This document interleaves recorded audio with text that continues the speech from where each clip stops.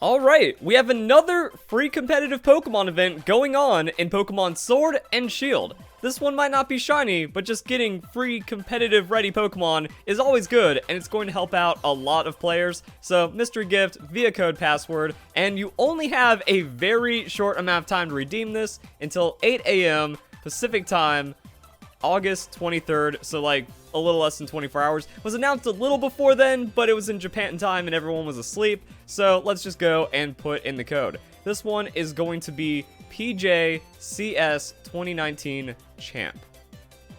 Because this is the Gastrodon used by the Pokemon Japan Championship Series 2019 champion.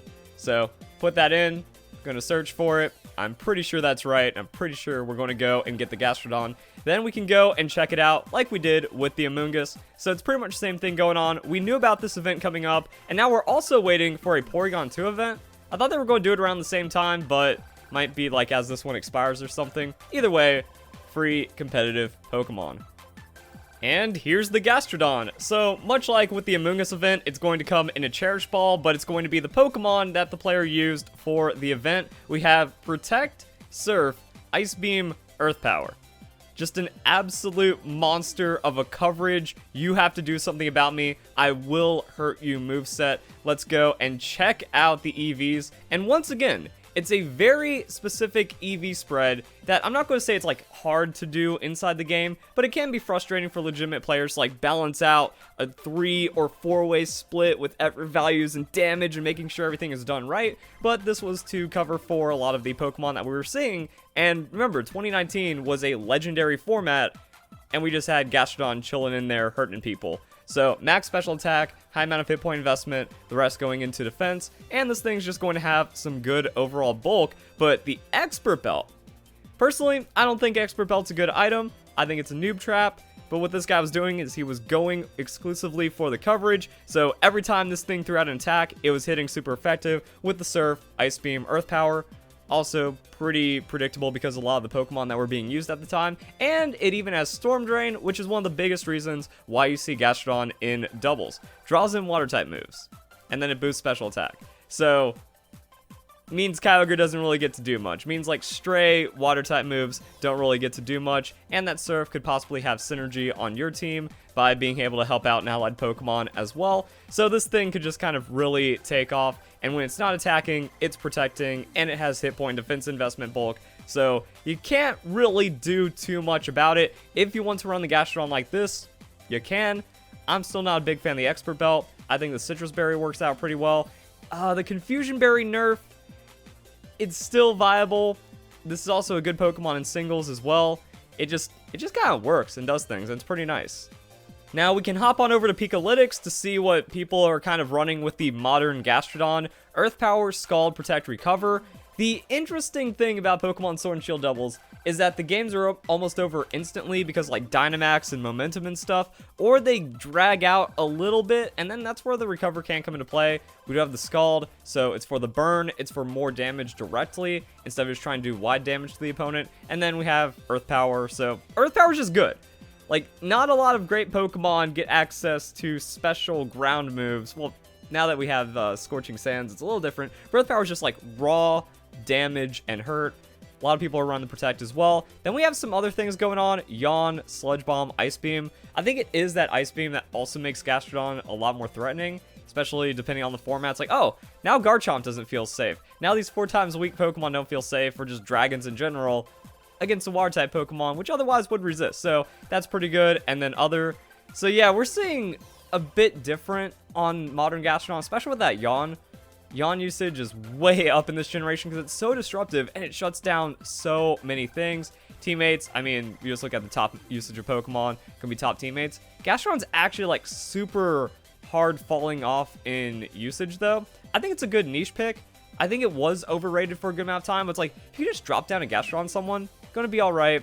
Seeing a lot of Citrus Berry, we're seeing the Rindo Berry, because that's just what makes Gastrodon so good, is you can't really hit it super effective.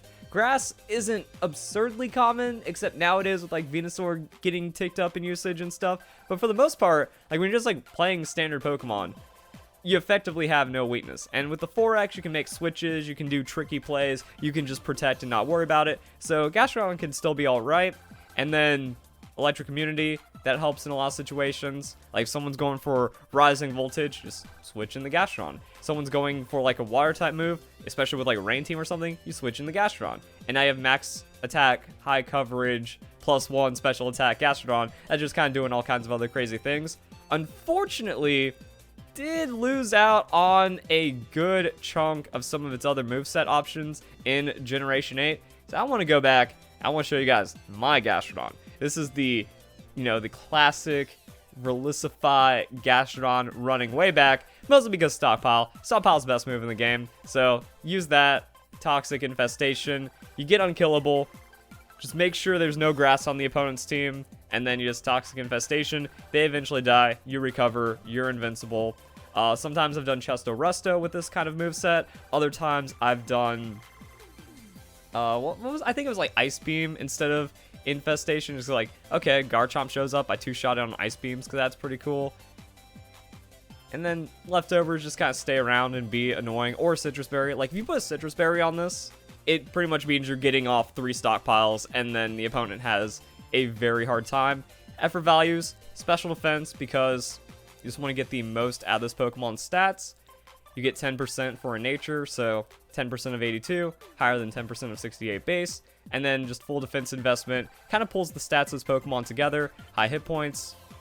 And then look at that, slightly less on the special defense. Also doesn't really matter as much when you look at our typing profile. It's like, well, Electric types, mostly going to be special. Fire types, frequently going to be special, like Flamethrower and stuff. Then like a lot of neutral things. So you're just going to see more physical Pokemon. You're going to see more Earthquakes, then you're going to see, water moves, like other people hitting us with Scald. Don't need as much special defense investment. Also, when you go 2.5 times defense off of 3 stockpiles, stops mattering anyways, and then you just get a lot of stats. But yeah, no Infestation, no Toxic. Can still have like some shenanigans. People like packing the Clear Smog. I am actually surprised Clear Smog is not in top usage, but looks like setting up has kind of gotten devalued. But if the opponent's like going for like some kind of super tanky Pokemon, just kind of come in, bring Clear Smog, that ruins their day. In older generations, you would just kind of like stall them out on Toxic and Infestation. It'd be pretty good. Wow, I just wanted to look up Infestation to see like what happened. I know it got removed as a TM, but it wasn't really replaced with much either. It effectively doesn't exist. We have Araquanid, we have Frostmoth, we have Dragapult. That's how you're going to find it with Pokemon just naturally existing inside the game. No TR replacement. Maybe we're going to see like Crown Tundra Tutors kind of bringing back Defog, Infestation, Roost, moves like that. And then we have Shuckle, Joltik, Durant, Marini, Blipbug. That's it. And then I believe there's other ways of running the Gastrodon, because much like with the Amoongus, you effectively have a blank slate here. You can get rid of the special attack investment by giving it some berries, maybe the hit points, maybe the defense, just make it a full tank, or you keep the special attack investment, and you just kind of keep playing around with the Pokemon, because it's competitive ready, and it's good to go. It doesn't bring like any kind of crazy egg moves or anything, but you are allowed to do whatever you want with the Pokemon. You can also look at the nature, quiet nature, plus special attack, minus speed. That's something for like Trick Room shenanigans, may or may not matter in doubles, but Gastrodon's overall speed isn't really like that crazy, so we have 39 speed. However, outspeeding like other under 30 Pokemon, or like speed creeping into 40 uninvested, could maybe work and play out, but I think that the real winner Gastrodon is going to be the Lantern Gastrodon, the Vaporeon Gastrodon. If you've been on the channel, you know where I'm going with this. If you haven't, you need to subscribe. You need to check out my other videos and battles and stuff talking about Pokemon Sword and Shield, because you will win more. You will get better at the game. This channel is about helping people, and this is one of like the craziest revelations of the thing. So what we do, not attack, whoops. What we do is we max out defense. We max out special attack. And we go Modest Nature, go Life Orb, Dynamax, and then we just win. Now, this is also interesting. We can't hit an ability Sandforce, so that would be a different Gastrodon for a different time. But Sandforce, I think, is also very viable with all the Sandstorm going around. Maybe that's the key to unlocking Gastrodon, even though I think Pikalytics has something absurd. Yeah, 0.044% Sand Force usage. Wait, is Sand Force only attack? No, Pokemon's Ground, Rock, Steel type attacks do 1.3 times in Sandstorm. So, I mean, free Life Orb on using Earth Power sounds kind of cool. However, you also just get free +1, which is 1.5 times damage, and a water immunity, and then stuff. So, yeah, you do that. If you switch in on a Water type move, now this Pokemon is very strong. And then what you want to do is you just want to Dynamax it. You want to Dynamax it, you want to have 4 offensive moves, and then you just want to go crazy. So, maybe Clear Smog. If not, you just go for the Sludge Bomb on the damage. It's kind of a tough call because you are losing out on damage, but Max Ooze is going to boost your special attack, so it's low anyways. So maybe Clear Smog is like the tech to either finish off a Pokemon or something that wouldn't be 2-hit KO'd, or if you predict a Sash, Clear Smog is just going to be better than the Sludge Bomb for that.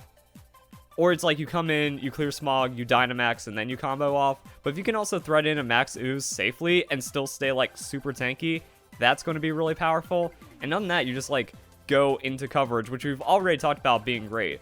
Ice Beam, big damage. Even go for that Hydro Pump.